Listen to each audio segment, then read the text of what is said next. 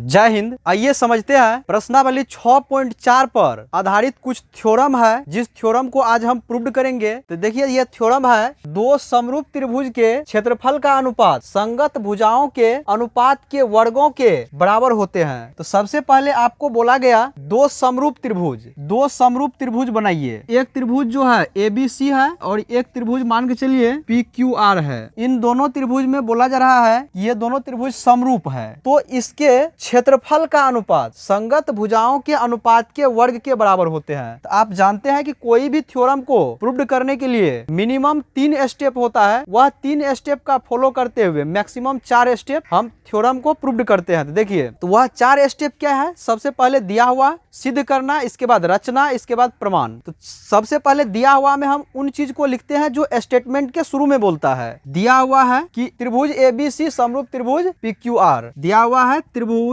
ABC समरूप त्रिभुज PQR है। इतना ही चीज आपको दिया गया है। देखिए, अगर दो त्रिभुज समरूप है तो समरूप होने के कारण हम जो है उसका संगत सभी संगत कोण आपस में बराबर और सभी संगत भुजा का अनुपात आपस में बराबर छाट सकते हैं। तो यहाँ पर हो जाएगा एंगल A का मान हो जाएगा एंगल P के बराबर, इसके बाद एंगल B बराबर एंगल Q हो जाएगा और एंगल C बराबर एंगल R हो जाएगा। सभी संगत कोण आपस में बराबर छाट लिए, इसके बाद सभी संगत भुजा का अनुपात आपस में बराबर होगा। तो सभी संगत भुजा का अनुपात छाटिए, इसका फर्स्ट सेकेंड लीजिए AB बटे इसका फर्स्ट सेकेंड PQ, AB बटे PQ इसका सेकेंड थर्ड लीजिए, BC बटे इसका सेकेंड थर्ड लीजिए QR, इसके बाद इसका फर्स्ट थर्ड लीजिए त्रिभुज ABC का AC बटे हो जाएगा इसका फर्स्ट थर्ड PR। इस प्रकार से सभी संगत कोण आपस में समान और सभी संगत भुजा का अनुपात आपस में समान छाट लिए। इसके बाद तो सिद्ध करना है कि ये दोनों त्रिभुज के क्षेत्रफल का अनुपात। तो लीजिए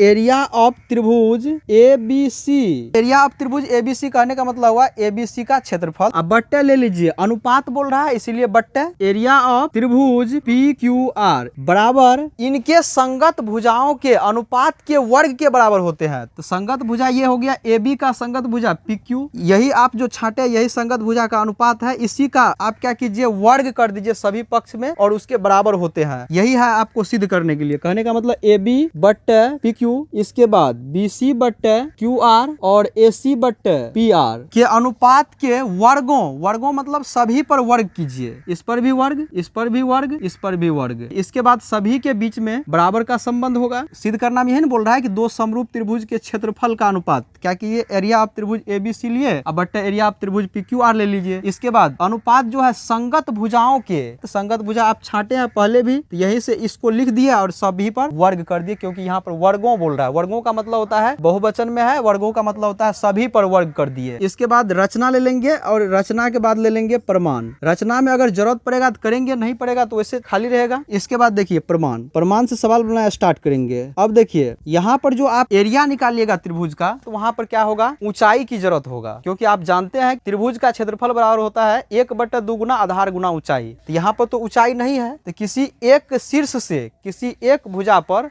आप क्या कीजिए लंब डाल लीजिए। तो ये अपना मन से कर रहे हैं, इसीलिए इस चीज को रचना में लिख लीजिएगा। कोण A से मान के चलिए AD लंब BC पर डाल देते हैं, कोण P से PM लंब QR पर डाल देते हैं। तो लंब का काम है अपने आधार पर दोनों और 90-90 का कोण बनाना, इधर भी 90 डिग्री, इधर भी 90 डिग्री, इधर भी 90 डिग्री और इधर भी 90 डिग्री। इस प्रकार से 90-90 का कोण बना दिया दोनों तरफ। AD लंब BC तथा PM लंब QR डाला। ये दोनों त्रिभुज का हमको क्षेत्रफल निकाल है। एरिया ऑफ त्रिभुज ABC अब बट्टे एरिया ऑफ त्रिभुज PQR। ऊपर में जो है इस त्रिभुज का क्षेत्रफल का सूत्र लगाइए। क्या होगा सूत्र, 1/2 गुना आधार गुना ऊंचाई। आधार किसको बोलेंगे, जिस पर ऊंचाई खड़ा होगा। आधार के जगह ले लीजिए BC, इसके बाद ऊंचाई के जगह ले लीजिए AD, तो गुना AD। तो इस प्रकार से आ गया 1/2 गुना BC गुना AD। अब बट्टे नीचे में PQR त्रिभुज का क्षेत्रफल निकालिए। 1/2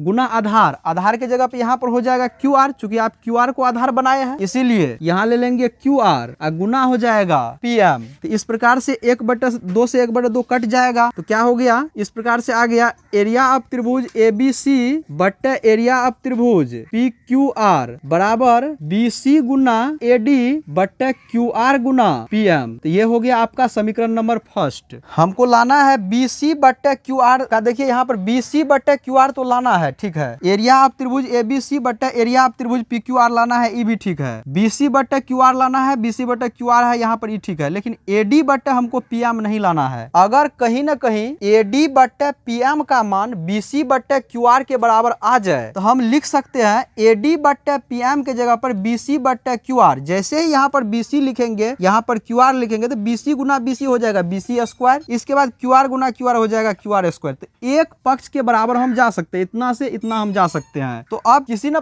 किसी प्रकार से फिर दिमाग लगा कर सोचेंगे कि कैसे ये सब आपस में बराबर लाएंगे। सबसे पहले तो आप ये पक्ष लाइए, तो BC बट्टे QR का स्क्वायर लाने का कोशिश कीजिए। ये BC बट्टे QR का स्क्वायर आ जाएगा कब? जब AD बट्टे PM का मान BC बट्टे QR के बराबर हो जाएगा तब। तो अब देखिए कि AD बट्टे PM का मान BC बट्टे QR के बराबर करते हैं तो करते हैं कैसे? ये त्रिभुज और ये त्रिभुज, ये दोनों त्रिभुज को कर लीजिए समरूप। तो समरूप कीजिएगा, त्रिभुज हो जाएगा ABD तथा त्रिभुज PQM में। अब देखिए ये दोनों त्रिभुज में क्या दिया हुआ है, ये चीज आप देख लीजिए। कोण B का मान कोण Q के बराबर ऑलरेडी क्वेश्चन में पहले से दिया हुआ है। कोण B बराबर कोण Q, ये त्रिभुज समरूप है तो समरूप से हम पहले ही छाटे कोण B का मान कोण Q के बराबर, तो इसीलिए हो गया कोण B बराबर कोण Q। ये हो गया प्रश्न से, कोण B का मान हो गया कोण Q के बराबर प्रश्न से। अब देखिए इसके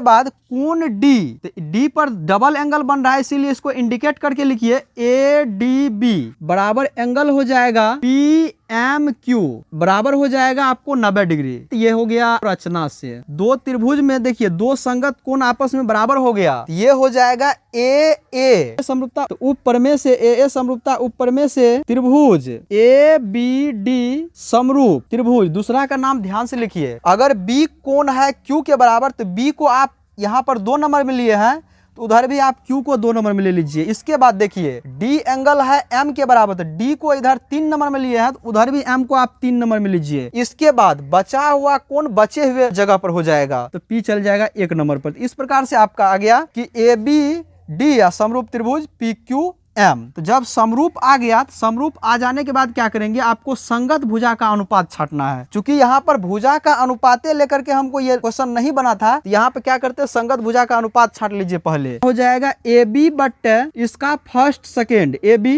बट्टे इसका फर्स्ट सेकेंड PQ बराबर इसका सेकेंड थर्ड BD बट्टे इसका सेकेंड थर्ड QM। इसके बाद बराबर इसका फर्स्ट थर्ड AD बट्टे इसका फर्स्ट थर्ड PM। तो इस प्रकार से आ गया AB बट्टे PQ बराबर BD बट्टे QM बराबर AD बट्टे PM। AB बट्टे PQ का मान, चूंकि आपको AB बट्टे PQ का मान BC बट्टे QR के बराबर है, तो हमको लाना है AD बट्टे PM का मान BC बट्टे QR के बराबर। तो AB बट्टे PQ की जगह पर लिख दीजिए BC बट्टे QR, चूंकि इसमें BC बट्टे QR नहीं है, हमको दिया हुआ है AB बट्टे PQ बराबर BC बट्टे QR। तो हम क्या करेंगे, जो चीज का हमको जरूरत है वहां पर, अगर हमको AC बट्टे PR का जरूरत रहता तो हम AC बट्टे PR लिख देते हैं। तो क्या करेंगे, AB बट्टे PQ की जगह लिख देंगे BC बट्टे QR बराबर हो गया। हमको BD और QM से तो कहीं कोई लेना देना नहीं है, तो इसको छोड़ दीजिए, AD बट्टे हो गया PM। तो इस प्रकार से ये हो गया समीकरण नंबर 2। अब क्या कीजिए, ये AD बट्टे PM का मान समीकरण 1 में रख दीजिए। समीकरण 1 में AD बट्टे PM का मान रखने पर तो आ जाएगा एरिया ऑफ त्रिभुज ABC बट्टे एरिया ऑफ त्रिभुज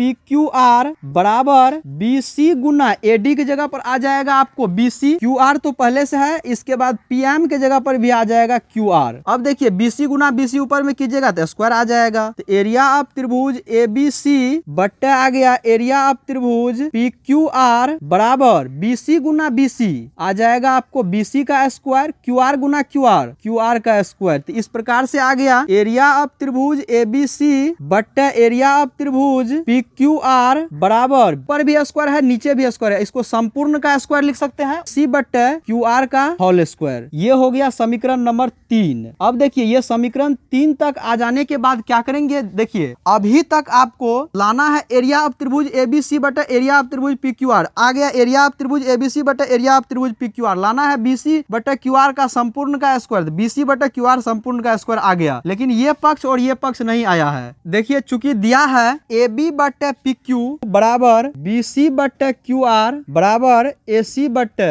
पी आर। इसको क्या कीजिए, प्रत्येक पद में वर्ग कर दीजिए। तो वर्ग कीजिएगा तो क्या आ जाएगा, ए बी बट्टे पी क्यू का होल स्क्वायर बराबर बी सी बट्टे क्यू आर का होल स्क्वायर बराबर ए सी बट्टे पी आर का होल स्क्वायर। ये हो गया आपका समीकरण नंबर 4। अब देखिए समीकरण 3 को देखिएगा, तो इसमें है एरिया ऑफ त्रिभुज ए बी सी बट्टे एरिया ऑफ त्रिभुज पी क्यू आर बराबर बी सी बट्टे क्यू आर का होल स्क्वायर। यहाँ पर जो है बी सी बट्टे क्यू आर का स्क्वायर जो है एरिया ऑफ त्रिभुज ए बी सी बट्टे एरिया ऑफ त्रिभुज पी क्यू आर के बराबर है। यहाँ ए बी बट्टे पी क्यू का भी स्क्वायर के बराबर है और ए सी बट्टे पी आर के भी स्क्वायर के बराबर है। तो क्या करेंगे, अगर समीकरण 3 और 4 को अगर मिलाया जाए तो यहाँ से बी सी बट्टे क्यू आर हट जाएगा, ये सब बराबर हो जाएगा। क्या कीजिए, समीकरण 3 और 4 को मिलाइए, क्योंकि इसमें तीसरा राशि जो है सबके बराबर है, तो इसीलिए ये जो है इसके और इसके बराबर है, यही चीज इसके बराबर है, इसीलिए सब आपस में बराबर होगा। समीकरण 3 तथा 4 को मिलाने पर यहाँ आ जाएगा एरिया ऑफ त्रिभुज ए बी सी बट्टे एरिया ऑफ त्रिभुज पी क्यू आर बराबर ए बी बट्टे पी क्यू का होल स्क्वायर बराबर बी सी बट्टे क्यू आर का होल स्क्वायर बराबर ए सी बट्टे पी आर का होल स्क्वायर। इस प्रकार से ये हो गया प्रूव्ड। यही था हमको प्रूव्ड करने के लिए। तो हम उम्मीद करेंगे आप लोगों को ये दो समरूप त्रिभुज के क्षेत्रफल का अनुपात संगत भुजा के अनुपात के वर्गों के बराबर होते हैं, इसको प्रूव्ड करने में कहीं कोई परेशानी नहीं हुआ होगा।